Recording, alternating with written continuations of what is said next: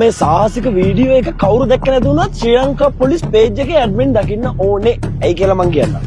අපි ඕන තරම් දැකලා තියෙනව නේද මචං? මිනිස්සු හොර QR හදාගෙන එහෙම නැත්නම් හොර පාරේ ෂෙඩ් වලින් තෙල් අරගෙන විකුණනවා එළියේ. එහෙම නැත්නම් හොරෙන් තෙල් අරගෙන පාවිච්චි කරනවා.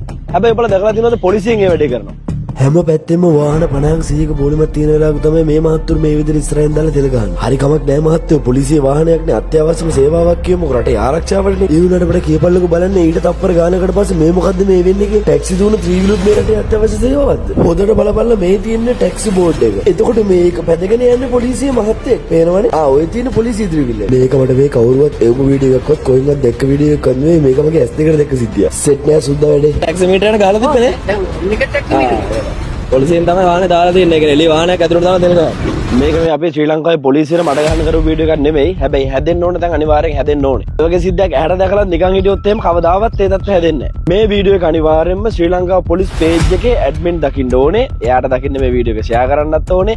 එතන හොඳ ඇඩ්මින් මඩුල්ලක් ඉන්නවා. එතන හොඳ ආතල් එකේ මේ වැඩ කරන ඇඩ්මින් සෙට් එකක් ඉන්නවා. ඇඩ්මින් සෙට් එකක්. මේ වීඩියෝ එකට ඔයාලගේ රිප්ලයි වීඩියෝ එකක් තියෙනවා නම් අනිවාර්යෙන්ම දෙන්න. මේ වීඩියෝ එකේදී මගේ මොකක් හරි වැරද්දක් තියෙනවා නම් හැදෙන්න දැනක් තියෙනවා නම් අනිවාර්යෙන් ඒකත් ඔයාලා ඒ වීඩියෝ එකේ මෙන්ෂන් කරන්න. හැදෙන්න ඕන දැනක් තියෙනවා නම් අනිවාර්යෙන්ම මම හදාගන්නවා.